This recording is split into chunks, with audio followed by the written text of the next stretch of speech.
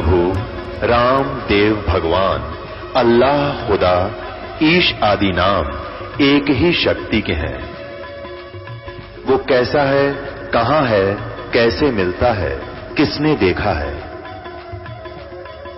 ये प्रश्नवाचक चिन्ह पूर्ण रूप से हटाने के लिए अवश्य सुनिए जगत गुरु तत्वदर्शी संत रामपाल जी महाराज के अमृत वचन सर्व पवित्र धर्मों के पवित्र शास्त्रों के आधार पर। अब ये सत्य ज्ञान है। अब इस सत्संगों को सुनकर आम व्यक्ति की जुबान पर यह सत्य ज्ञान चढ़ जाएगा और हो सकता है इस दास से भी अच्छी तरह कोई बहुत मीठी मीठी बात बना के इस ज्ञान को सुनाने वाला भी आपको मिल जाएगा।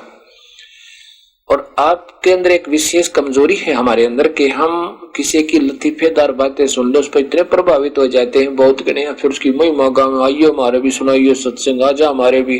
इससे क्या होगा कि आपके हृदय में उस व्यक्ति विशेष के प्रति अपने गुरुदेव से ज्यादा श्रद्धा बन जाएगी और ऐसा बनने से आप पतिव्रता पद से गिर जाओगे। ये गुरु महिमा माता है।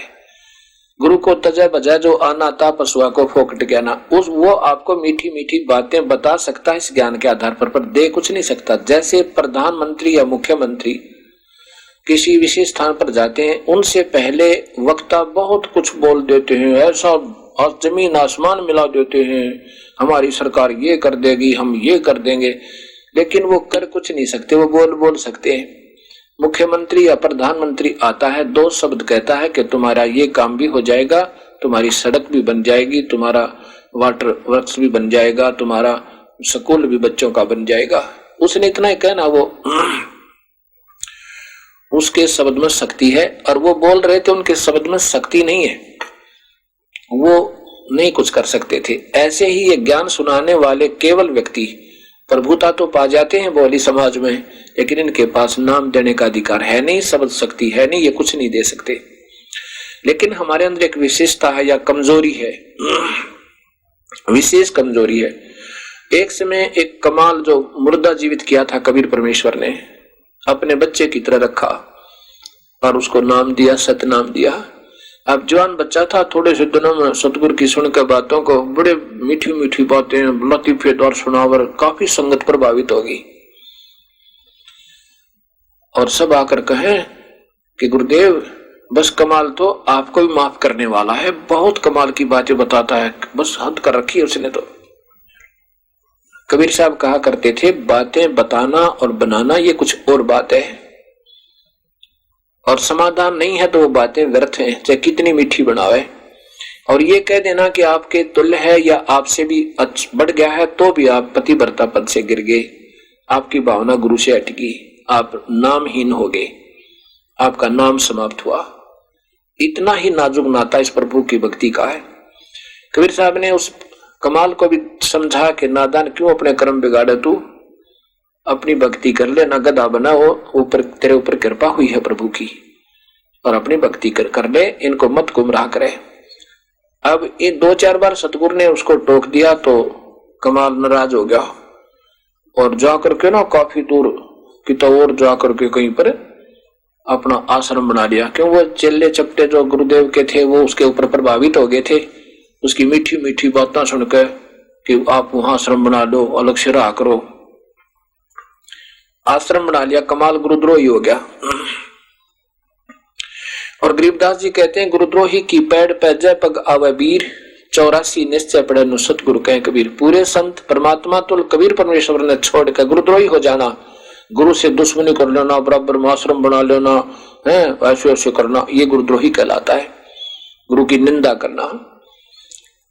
तो वहां आश्रम बना दिया और ये हमारे जैसे भोले भगत मूड और कमाल था चतुर प्राणी, बातें वही बतावा लेकिन ज्ञान उसके पास नाम देने का आदेश था को नहीं।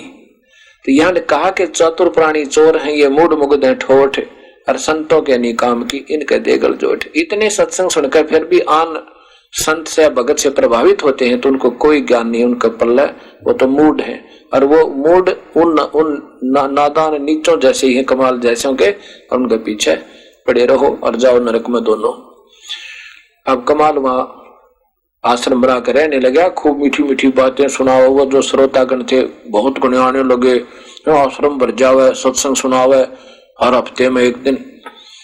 अब क्या हुआ, कुछ दिनों के बाद उन श्रोता गुणों का नुकसान होने लगे, क्योंकि परमात्मा ने जो सहारा दे रखा था वो वापस कर दिया। कनेक्शन डिस्कनेक्ट हुआ, बिजली आई नहीं, पावर नहीं आई, तो पंखे चलने बंद हो गए, तो उनको सुविधा समाप्त हुई। कुछ दिनों में उनकी वह सब हानियां होने लगी। अब आपको कितने ही मीठी बात बताता हो कोई, और एक नुकसान हो जावे, आपने उस संत की बात कति नहीं सुनावे, दोबारा नहीं जा सकते वहां पे। तो ऐसा ही पहले तो मीठी मीठी बातें अच्छी लगे थी, क्योंकि अच्छा सुरीली आवाज थी, जवान लड़का था, खूब बोल बोल को सुनाओ था। थोड़े से दिनों में वहां पर 5 व्यक्ति जान लग गए। अब कमाल ने सोचा भाई की बात हुई, कोई भी नहीं आता। तो उसने क्या किया कि गुरुदेव का भंडारा करेंगे, कबीर साहब की कहते वर्षगांठ बनाएंगे, जन्मदिन, ये उसने समय निहित कर दिया और जगह जगह प्रचार कर दिया।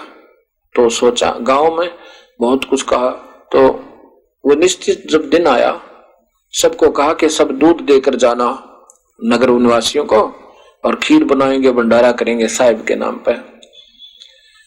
अब उस नगरी वालों में कबीर साहब की कृपा से ऐसी चेतावनी, अंदर से ऐसी धारणा भर दी कबीर साहब ने कि हर व्यक्ति, क्योंकि जून का महीना कबीर साहब की जयंती जून में आवे, जेठ में, उसमें दूध भी पशुओं के नीचे बहुत कम हो जाता है, बहुत कम दूध वाले पशु दूध देते हैं।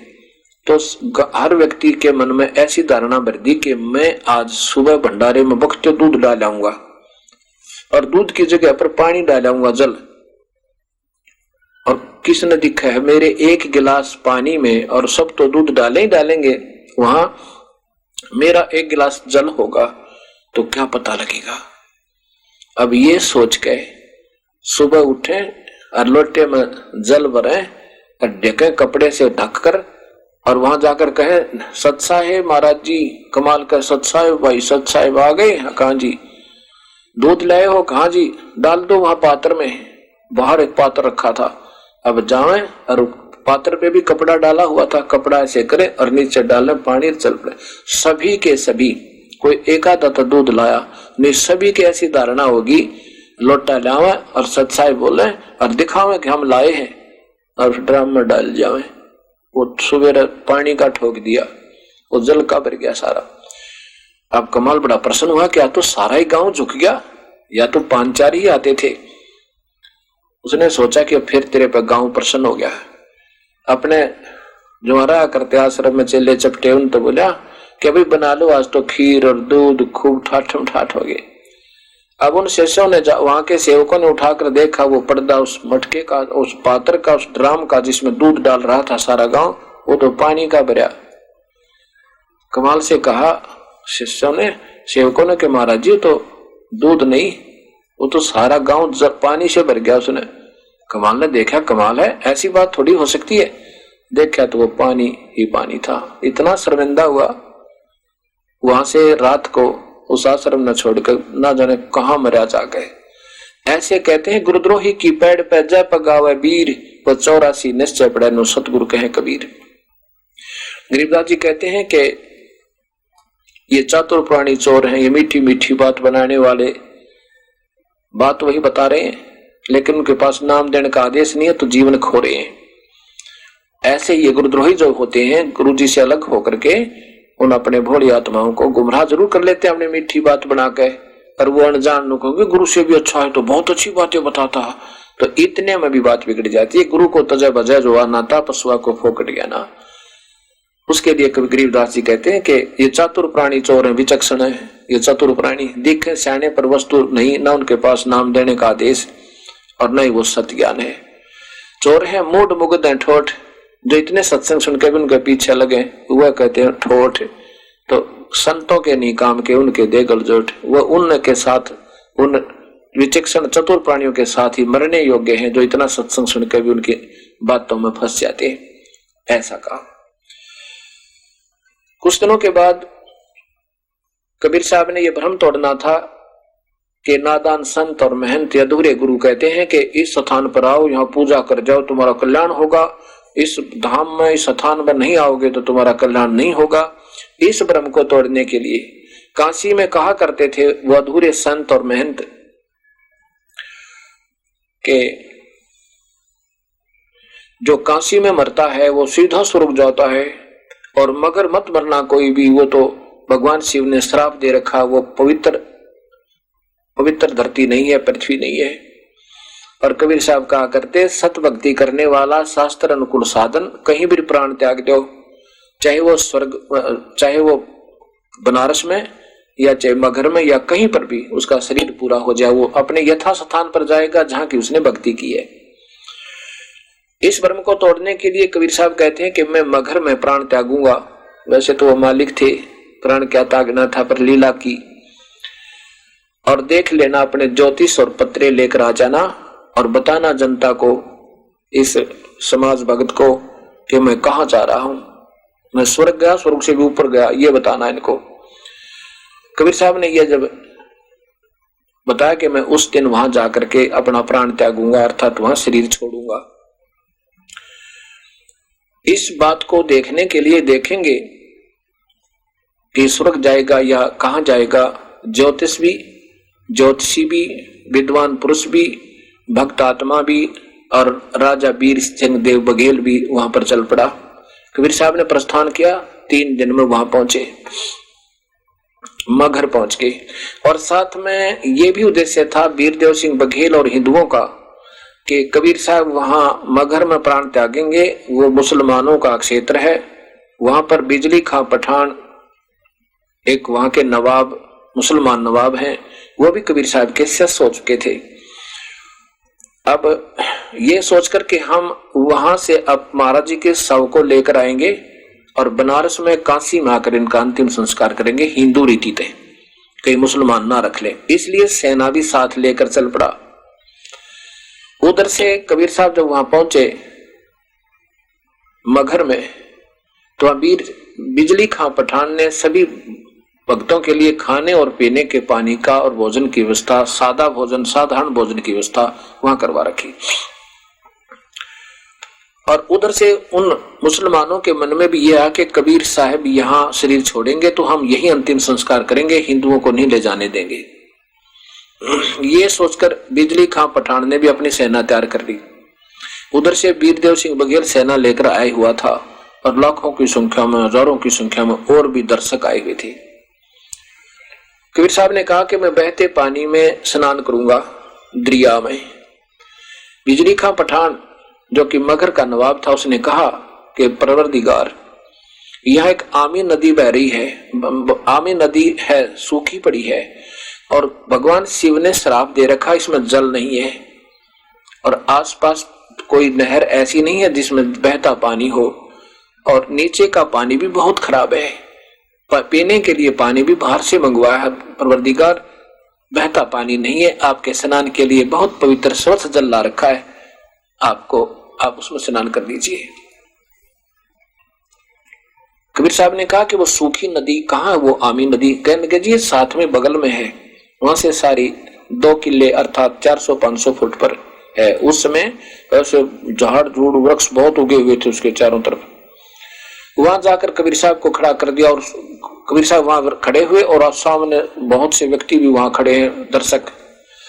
कबीर साहब ने ऐसे इशारा किया जैसे ट्रैफिक का सिपाही करता है, यातायात वाला सिपाही ऐसे कर देता तो सभी गाड़ियां भाग लेती हैं, ऐसे जैसे रेड लाइट ऑफ होगी हो। कबीर साहब ने ऐसे किया, ऐसे तो काफी दूरी पर जैसे धमाका सा हुआ, जैसे कोई स्रोत सा पानी का फूटा, और कुछ ही अक्षणों में, कुछ ही मिनटों में वो नदी दरिया भरकर चल पड़ी और पूरा पानी भर गया। निर्मल जल का सब नायर, जय बोली बंदी छोड़ की, बोलो कबीर साहेब की जय। वो आमी नदी पूरे निर्मल जल तक भरकर चल पड़ी। वो शिव जी का श्राप भी खत्म कर दिया।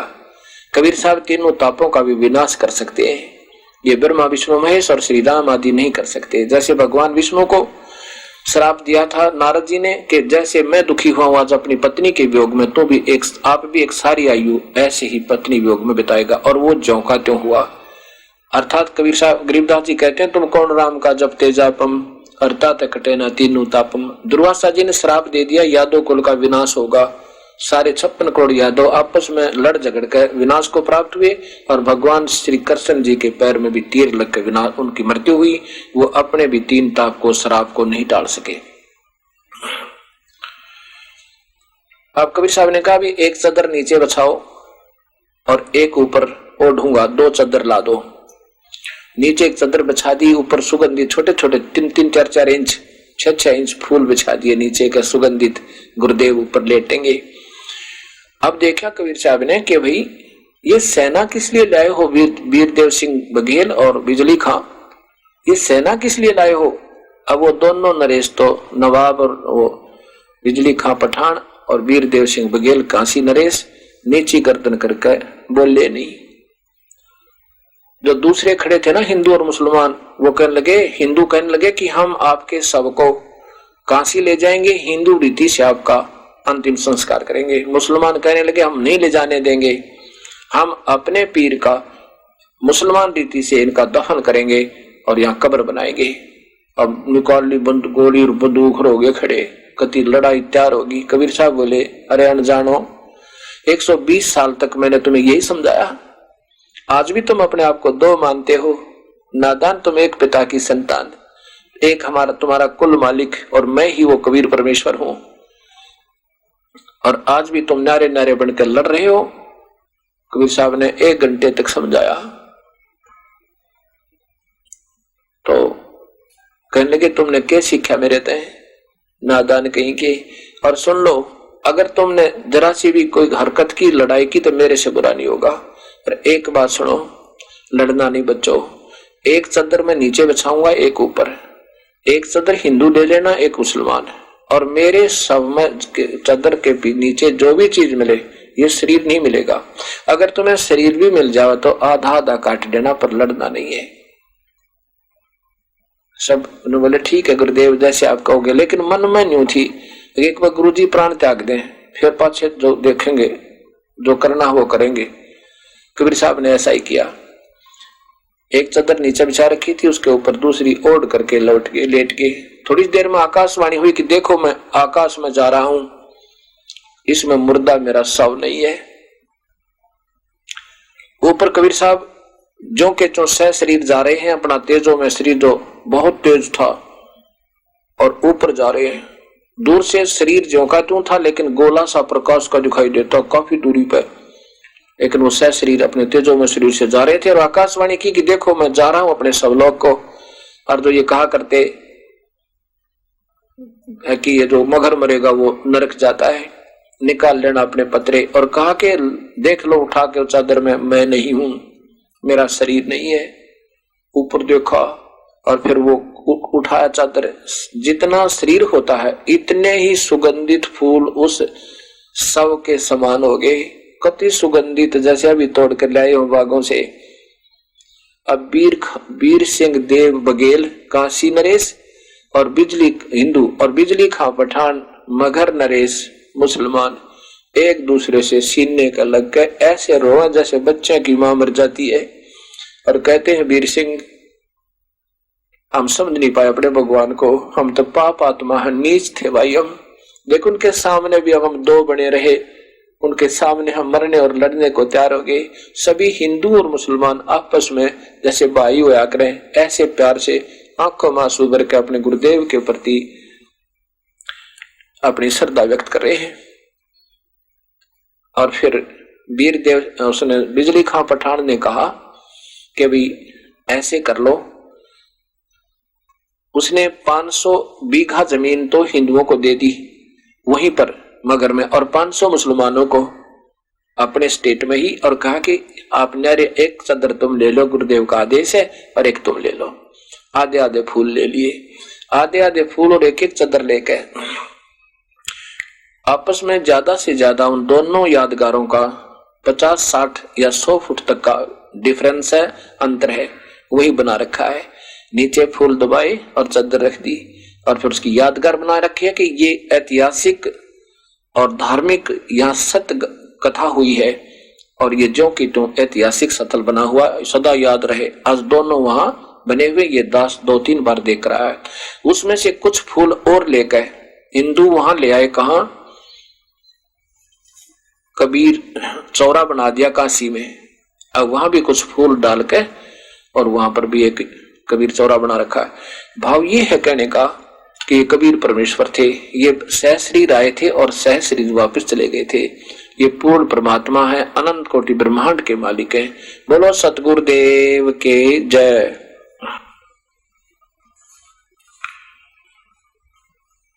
आज मोहे दर्शन दियो जी कबीरी, आज मोहे दर्शन दियो जी कबीरी।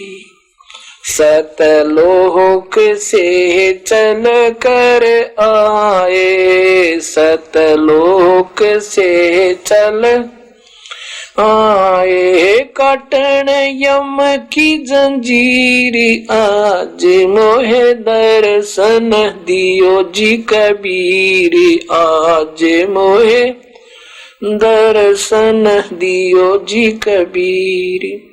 तुम्हारे दर्शन से हमारे पाप कटत हैं, थारे दर्शन से हमारे पाप कटत हैं।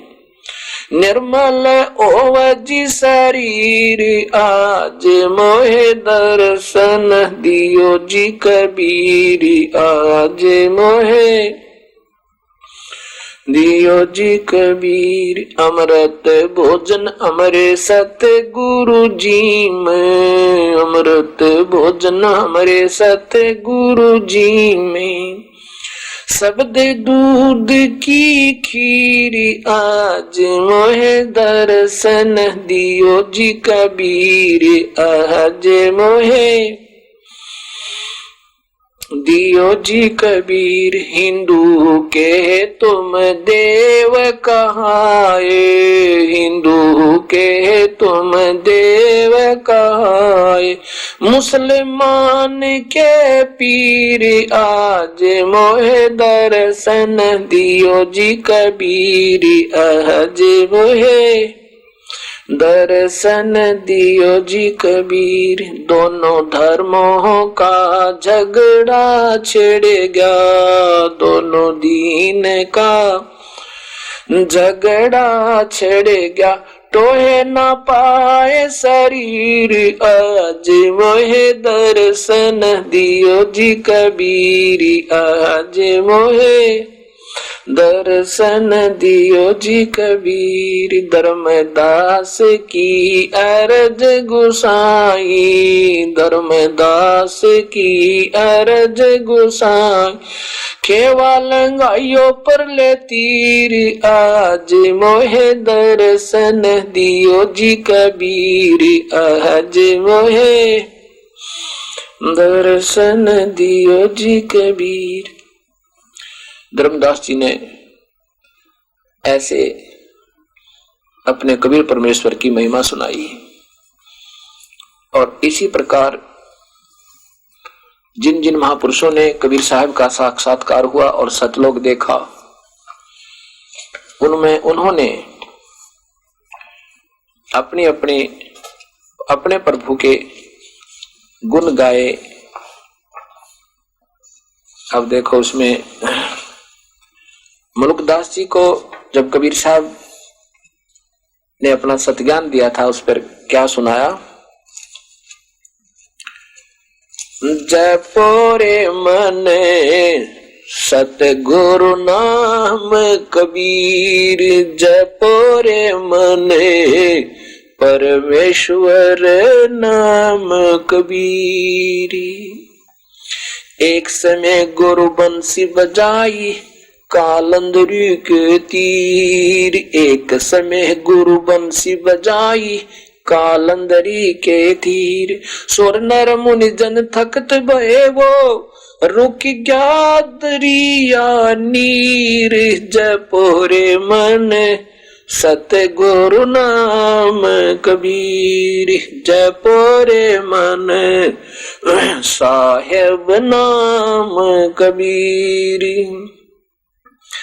काशी तज गुरु मगहर पहुंचे दोनों दीन के पीर। काशी तज गुरु मगहर पहुंचे दोनों धर्मों के पीर। कोई गाडे कोई अग्न जनावे नेक नदर रे धीर। जपोरे मन परमेश्वर नाम कबीर।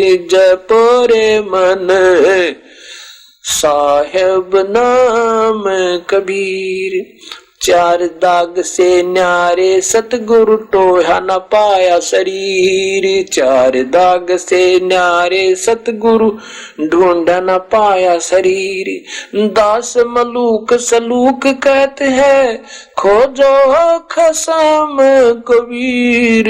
जपोरे मन साहेब नाम कबीर।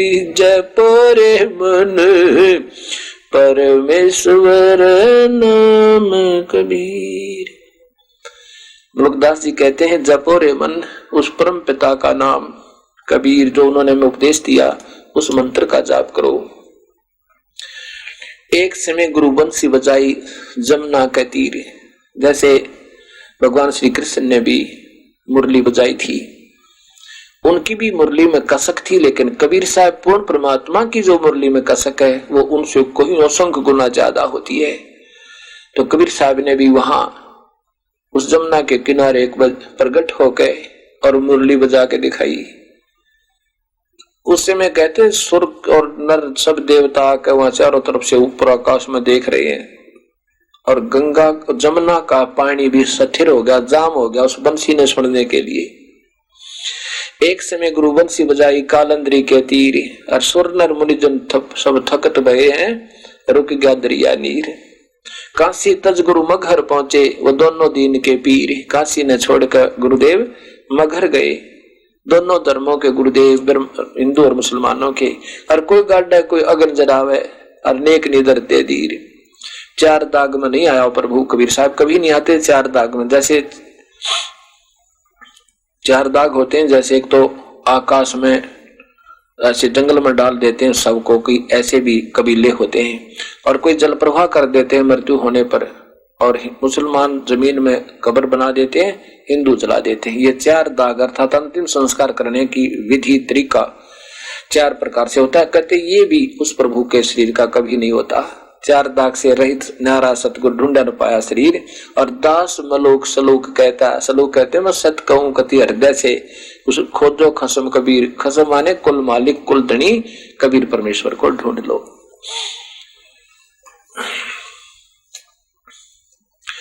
मूर्ख मनवा काल की चिंता क्यों सताती है, सतगुरु अपना साथी है, सतगुरु हरदम साथी है।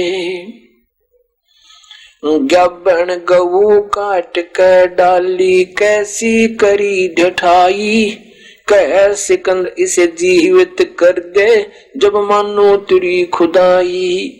बच्चा गहू तत्काल जवाई फिर दूध दुआती है, सतगुरु अपना साथी है, सतगुरु हरदम साथी है। मूर्ख मनवा काल की चिंता क्यों सताती है, सतगुरु अपना साथी है, सतगुरु हरदम साथी है। इंद्रमती पर काल झपट्या सतगुरु करी सहाई, कमाल कमाली जीवित कीने सत कबीर दुआई। इंद्रमती पर काल झपट्या सतगुरु कीन सहाई, कमाल कमाली जीवित कीनी सत कबीर दुआई। सिकंदर की जलन बुझाई वो तो करामाती है, सतगुरु अपना सतगुरु हरदम साथी है। मूर्ख मनुआ काल की चिंता क्यों सताती है, सतगुरु हरदम साथी है, साहेब अपना साथी है। बिजली खान पठान समझाया और इब्राहिम सुल्तानी, हिंदू राजा वीर सिंह ने सीख गुरु की मनी। बिजली खान पठान समझाया और इब्राहिम सुल्तानी, हिंदू राजा वीर सिंह ने सीख गुरु की मनी। वेद कतेब का एक कहानी, कोई जात न पाती है, सतगुरु अपना साथी है, साहेब हरदम साथी है। मूर्ख मनुआ काल की चिंता क्यों सताती है, सतगुरु अपना साथी है, सतगुरु हरदम साथी है। जो चाहे सो कर दे, सतगुरु भरम पड़ो मत कोई। सेव दर पे शीस चढ़ाया, पीछे करी रसोई। जो चाहे सो कर देव, सतगुरु भरम पड़ो मत कोई। सेव दर पे शीस चढ़ाया, पीछे करी रसोई। माँ बेटे की 84 खोई, ये कथा बताती है, सतगुरु अपना साथी है, सतगुरु हरदम साथी है। मूर्ख मनवा काल की चिंता क्यों सताती है, सतगुरु हरदम साथी है, सतगुरु अपना साथी है। जगन्नाथ का मंदिर बचाया, जल्दी न करी चढ़ाई। साहेब कबीर के तेज के आगे फीका पड़ गया भाई। जगन्नाथ का मंदिर बचाया, समुद्र ने करी चढ़ाई। साहेब कबीर के तेज के आगे फीका पड़ गया भाई। विपर रूप धर देई दुहाई मेरी, नहीं पार बसाती है, सतगुरु अपना साथी है, साहेब हरदम साथी है। मूर्ख मनवा काल की चिंता क्यों सताती है, सतगुरु अपना साथी है, साहेब हरदम साथी है। राज दरबार में साहेब कबीर ने पग पर डाला पानी। जगन्नाथ के पांडे के पैर किया पड़गी आग बुझानी। राज दरबार में साहेब कबीर ने पग पर डाला पानी। जगन्नाथ के पांडे के पैर किया पड़गी आग बुझानी। दूत भेज कर पूछी कहानी, ज्यों की त्यों ही पाती है, सतगुरु अपना साथी है, सतगुरु हरदम साथी है। मूर्ख मनवा काल की चिंता क्यों सताती है, सतगुरु हरदम साथी है। उबलते तेल के बर्तन में डाले वह बंदी छोड़ कबीर। शेख तकी कह मंत्र से तेल की ठंडी कीन तासीर। उबलते तेल के बर्तन में डाले वो बूंदी छोड़ कबीर। शेख तकी के मंत्र से तेल की ठंडी की करी तासीर। उंगली डाली ना सही पीर, सिकंदर को मूर्छा आ जाती है, सतगुरु अपना साथी है, सतगुरु हरदम साथी है। मूर्ख मनवा काल की चिंता क्यों सताती है, सतगुरु अपना साथी है। साहिब कबीर को काटन चाला वो शेख तकी जलील। आर पार तलवार निकल जा समझा नहीं खलील। साहिब कबीर को काटने चला वो शेख तकी जलील। आर पार तलवार निकल जा समझा नहीं खलील। भाग गया ना लाई डील, साहिब को हंसी आ जाती है, सतगुरु अपना साथी है, साहिब हरदम साथी है। मूर्ख मनवा काल की चिंता क्यों सताती है, सतगुरु अपना साथी है, सतगुरु हरदम साथी है। शेख तकी ने जुल्म किए, शेख तकी ने जुल्म किए, ये 52 करी बदमाशी। खुन्नी आथी आगे डाले वो बांध जूड़ अविनाशी। शेख तकी ने जुल्म गुजारे, 52 करी बदमाशी, खूनी हाथी आगे डाले ये बांध जूड़ अविनाशी, हाथी डर से भाग जासी, दुनिया गुण गाती है, सतगुरु अपना साथी है, सतगुरु हरदम साथी है। मूर्ख मनवा काल की चिंता क्यों सताती है, सतगुरु अपना साथी है, सतगुरु हरदम साथी है। जीवा दत्ता ने सूखे खूंट पर लई परीक्षा बारी, साहेब कबीर के चरण अमृत से हरी हुई वडरी। जीवा तत्वा ने सूखे खूंट पर लई परीक्षा बारी, साहेब कबीर के चरण अमृत से हरी हुई वडरी। अब कबीर वट से वो जाता पुकारी, दुनिया देखने जाती है, सतगुरु अपना साथी है, सतगुरु हरदम साथी है। मूर्ख मनवा काल की चिंता क्यों सताती है, सतगुरु हरदम साथी है। रविदास कबीर हाथी चढ़ चाले, संग ले ली गण का माई, गंगो दक्षी सीम वर के मजराजों पीवे भाई। रविदास हाथी चढ़ चाले, रविदास कबीर हाथी चढ़ चाले, संग ले ली गण का माई, गंगो दक्षी सीम वर के मजराजों पीवे भाई। 64 लाख ने भक्ति गंवाई, मूर्ख को न प्रतीत आती है, सतगुरु अपना साथी है, सतगुरु हरदम साथी है। मूर्ख मनवा काल की चिंता क्यों सताती है, सतगुरु अपना साथी है, सतगुरु हरदम साथी है। गुरु राम देवानंद जी ने दया करी प्या, राम नाम का प्याला, सत नाम का मंत्र दे के किया ज्ञान उजियाला। गुरु राम देवानंद जी ने दया की, प्या राम नाम का प्या सत नाम का प्याला, सत नाम का मंत्र दे के किया ज्ञान उजियाला। चरणों के मार रह रामपाला, अब भक्ति मन भाती है, सतगुरु अपना साथी है, सतगुरु हरदम साथी है।